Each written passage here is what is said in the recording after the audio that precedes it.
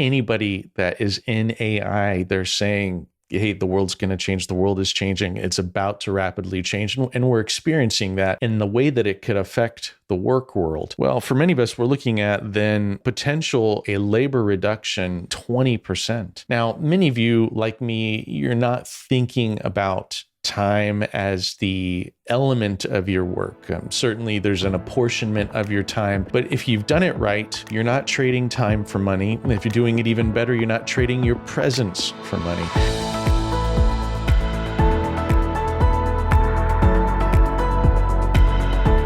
Welcome to the Leveraging Success Podcast. I'm your host, Jeff Gerhardt. Every time that we're together, I want to help you work less, make more, and through the freedom that you gain and the margin that you store up, you're going to be able to use that to be an incredible husband, wife, parent, and most importantly, an incredible kingdom leader living the life mission that God put you on. Hey, I'm so glad that you're here with me today. I'm so excited to tell you that today I am celebrating 29 years of marriage with my wife, Heather. We are starting our 30th year. It's crazy to us. The time has flown by. And when I look back at who I was then, I am so glad that I got married as young as I did. I feel like I would have been even more selfish. I don't know who I would have been without Heather. So Heather, if you're listening to this, and I hope you are today, I want you to know that I love you. I'm so grateful that we got married, that God put you in my life. He has used you to make me a better man. I'm excited also to tell you that Heather and I have some important plans in the works. We are in pre-production on a new podcast, and we're going to call this Marriage 20 to Life. Now, marriage is complicated, but marriage can be a leverage point. Marriage can be an opportunity, but is that marriage a prison or a paradise? That's a challenge that all of us have who are married. And if you're successful, it does not make it any less challenging, perhaps even more challenging. The knots that you've got in your life, in your marriage, can be quite significant. Heather and I have been through quite a bit over all of these years, and I think that we're going to try to relate some stories, some things that we're thinking of, some questions that we're either in process of answering or ones that we think that we've got solid answers on. And what does that look like? How do you validate and invigorate a marriage to make it vital to what you do in your existence, and how you do that in a way that honors God and the mission that He's put you on? So look forward to that. We can't wait to tell you more about it. All of that is in the work. Hey, today I'm here with you to talk to you about your free time. Now, what's so interesting is that leaders, especially leaders that are high productive, high achieving leaders, they often find themselves in a place where they're overproducing, perhaps even overcommitted. And because they're in a high season, they're surprised when things stop working the way that they should. You see, if you're in a season of the summertime of your life, of your career, of your productivity, you're thinking, this is amazing. Look how well things are going. Everything is up and to the right. Productivity, revenue, success. And then all of a sudden one day, things don't look the same anymore. They are not as fun as they used to be. The magic seems to have gone, and we get surprised by the fall that shows up when the leaves are changing in our life. And we haven't been reflecting all along the way of what is God doing? Where is He at work? And is He preparing me to go somewhere else? And so one of the key ways with which we can have an advantage is with our free time. Now, I want to talk to you about that, how that works, how you can use it as an advantage. That's what we're going to be talking about today. But first, let me get into the news. Every time that we're together, I also like to bring out some news articles that are relevant to your leadership. And today I picked one that was in the San Diego Union Tribune today, and it came out with the headline, "Working fewer days for the same pay could happen." Now, what's interesting about this is a proposal that came from Senator Bernie Sanders proposing that the standard work week move away from 40 hours to 32 hours. Now, this isn't anything new. In my days living in Europe, we saw France operating this way, and in many cases, they were treasuring that free time. Now, I remember when I was growing up, I was looking at the world, and what we were being told was that you're going to work less than your parents because computers are going to take over. And that is possibly true, potentially. For some, maybe. The world's definitely changing. And certainly, whether you're listening to the CEO of NVIDIA or anybody that is in AI, they're saying, hey, the world's going to change. The world is changing. It's about to rapidly change. And we're experiencing that in the way that it could affect the work world. Well, for many of us, we're looking at then potential a labor reduction 20%. Now, many of you, like me, you're not thinking about time as the element of your work. Certainly there's an apportionment of your time, but if you've done it right, you're not trading time for money. If you're doing it even better, you're not trading your presence for money, because we're looking to be able to get leverage and get our freedom. And this would institute that. Now, I've been telling you, the mantra of our show is work less, make more. And that's because we've been looking for a leverage point where you wouldn't have to work as much, but that's not to say so that you could do nothing, so that you could be finding ways to laze around. No, actually, it's actually so that you become a better parent, that you become a better husband, that you become an incredible follower of Christ, because the occupation of busyness releases. Now, that again is not to say that you're not on mission. You're not focused. To the contrary, you absolutely are. You know what matters most, but you have margin in time and margin in headspace, which is something that many busy people don't have, is the loud speaking that's in our heads in between moments of discussion crowd out anything but just thinking about doing and implementing. Well, if I could get some freedom in that headspace as well, that's a leverage point. And so this article here, it's going to be posted in the notes. So if you're looking at the show notes today, you can see this article, is that it's a serious proposal to institutionalize something. Now, the 40-hour work week in and of itself was institutionalized quite some time ago. And really the rhythm of work for most of our adult lives was institutionalized by the Industrial Revolution, meaning that because we are in a productive society that started to go to manufacturing sites and started to produce and eventually became knowledge workers, that the standard was 8 to 5. And there was a somewhat clock in, clock out mentality. Of course, there was this farce that's been happening. You probably know of the salaried non-exempt status, right? Which is to say that you could be earning a salary without a time clock. But that also became a farce, because what that meant is that there was no such thing as 8 to 5, especially as our devices became everywhere and all the time. And I was omnipresent, meaning that no matter if I was in the bathroom, at dinner, or at work, I could be questioned, entertaining issues at work all the time. And so we've been in a mode where work has found its way into every corner. And then 2020 happened. The world massively changed at that moment. With the coronavirus, people working at home, we started to see the opportunity. Now, I got to tell you, for those of you who are in a corporate world, in any sense, you are stuck in a job, or you have a sense that you're obligated to your time and presence, there's never been a better time than right now to break away from that cycle, to go out and start something on your own. You know, whether you're reading my articles on LinkedIn, the one that I posted about the book called Die Broke, or what we've talked about here, the principle is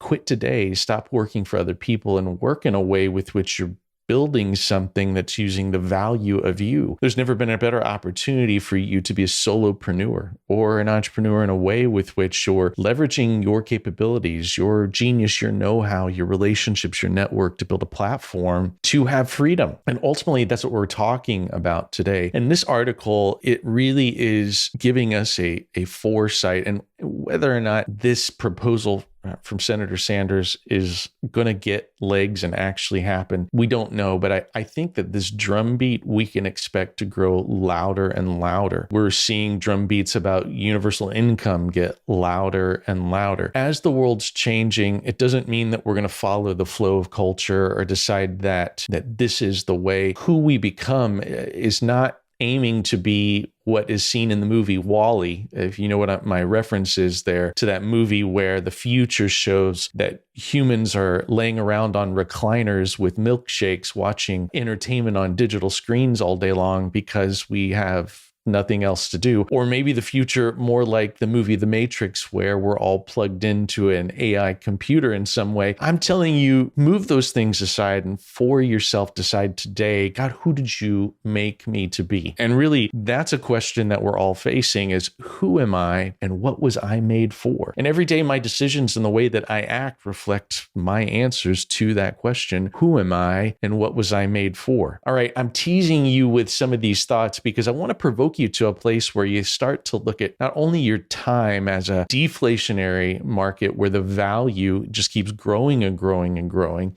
And as that commodity seems to go away faster and faster and faster, your time is a leverage point. And one of the key leverage points that every good leader does is RE. Every good leader REs.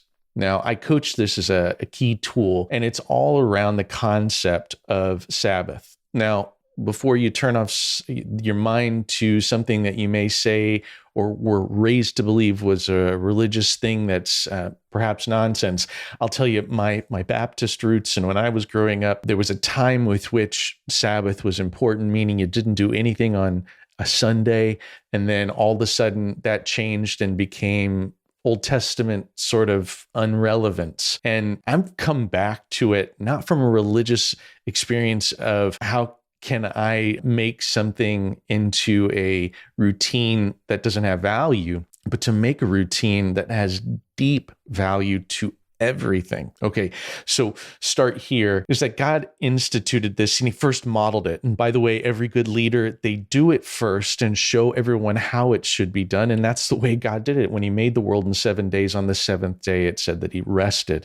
And he looked back and he reviewed his work, an RE word. Everything I'm going to tell you about that we're going to be doing is an RE word. So God here on the seventh day is looking out in the world and reviewing and saying, this is good. Look at what we created. Look at this, and we see it as good. And so, of course, the plural for the singular in our God, the triune God. But he's looking at the world and reviewing, remembering, and cherishing what's happened, and looking back and measuring backwards to say advancement. We did something that's amazing. And so for us, we need to take this as a model. It was not just a commandment, but an opportunity. And you know what happened over time. And if you've read the Old Testament, that the Jewish nation, that 14% more productivity is going to be good for all of us. So we're going to make more money. Let's just stop this Sabbath nonsense. But God demanded it back. And for us, I think what we have to understand is that vacation's not enough. I mean, I don't know how many successful people tell me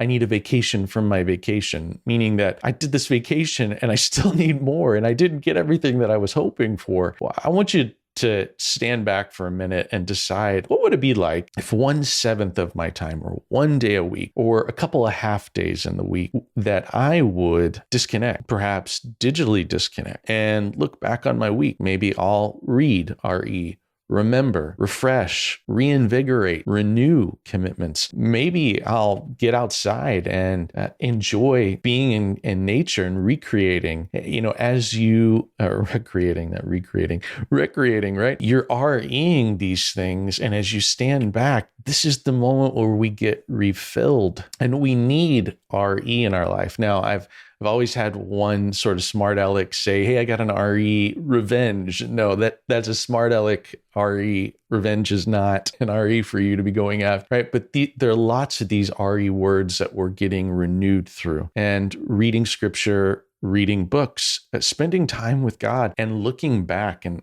observing, look at all the good things that have happened. There's a positive focus for me right now to think about what I've got and what I've been given and how grateful I am for that. And while you do that and you get refilled, you're able to strengthen yourself for what comes next. Now, I've gone through a measurement. I measure every week. Every week I'm noting how many free days or Sabbath days am I going to be taking this week? And as I look at that, I noted, and I count them. I'm on my 17th week of this year, and I've got 30 free days that I've counted so far this year. So that's nearly 2 a week for me. And you're thinking to yourself, Jeff, do you get anything done? Do you do anything? And I have to tell you that it's an important part of my leadership is that I take time away from the engagement of meetings, although meetings are critical, as Rob and I talked about in the last episode. Meetings are always important. I disengage from the availability, and availability comes to the essentials, the essential people, and the availability is most certainly primarily with God. And while I'm reading, I'm praying, I'm journaling, I'm seeking God's voice, and I'm also looking at all the things, I am getting new inspiration. I'm getting new ideas. Now,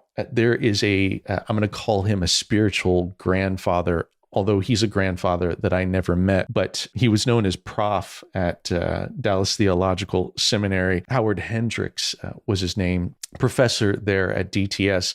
Howie mentored some of the best, including my mentor, Bob Shank, who he was very close to. And he also mentored my close and dear friend, Tom Doyle. And it was in fact, Tom Doyle who relayed this to me, hearing this from Howard Hendricks, or Prof. In his classes. I'm paraphrasing, so this isn't a direct quote, but the idea is that Prof used to say, the best thing that leaders can do is get on their knees and pray. The second best thing a leader can do is put their feet up on their desk. Now, as a leader, you may think to yourself, I don't have time for that. I don't have time to, and what if someone came in and saw me with my feet on my desk? Would they think like, he doesn't do anything around here, or she's not busy, or she's not trying to get anything done? And the leader understands that the reflection and looking out on the whole of the battlefield, the game board that we're playing, is that I think and reflect and spend time there, and don't just come to work thinking, how can I make sure I've got no emails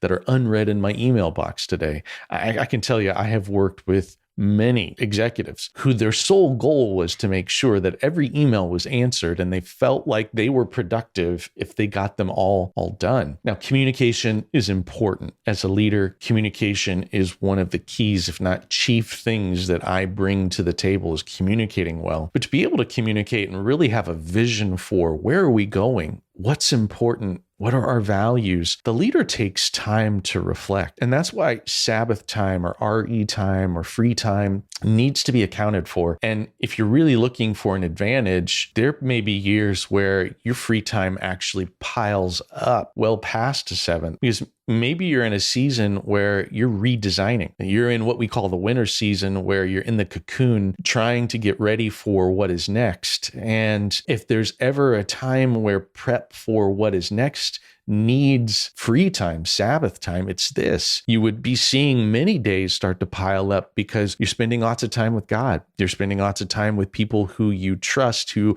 are pushing you forward. You're reading resources and looking into what will be next. So I think that we have to see it as an advantage. Now, again, if there's some voice in your head that's telling you, hey, there's a lazy element to this, resist that, because that's not who you are. You didn't get success by doing nothing, unless you're a trust fund baby. I don't know.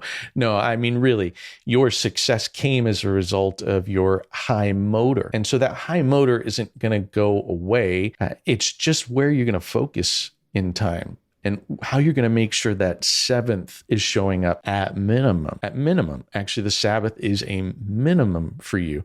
And so with that as a minimum, I'm not waiting on my vacation to get the refill. I'm not waiting to have a wonderful, fantastic moment until summertime. No, I'm thinking on all fronts, how can I make sure every week I've got a free day, I've got a Sabbath day, at least one, with which I'm going to be filled up. I'm going to get new ideas and expecting more. Hey, the opportunity to look to work less and make more is a leverage point, because we're looking to bank more margin, more time, talent, treasure in margin. And the more that I've got, the more availability I've got to do the things that will matter forever. Now, mattering forever is important. Eternity is important. When I think about eternity, I'm thinking about what's going to matter to my God? What's going to matter to me when I'm in heaven someday? What do I want said about me when I'm gone from this life and this body? What will be said? This is what we're all about, the mission that God gave us. And the framing of God's purpose was to love God, love people,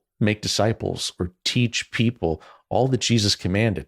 And so as we go for that as a primary directive and a filter on how I do everything so that more of that happens. I'm looking at everything I do, from my work to my family to any project that I can create, to bear that fruit. And the more that I spend time reflecting, spend time in Sabbath, the more time I'm getting leverage from my success to do things that will matter forever. Hey, I want to thank you for joining me today on another episode of Leveraging Success. I'm so glad that you're here.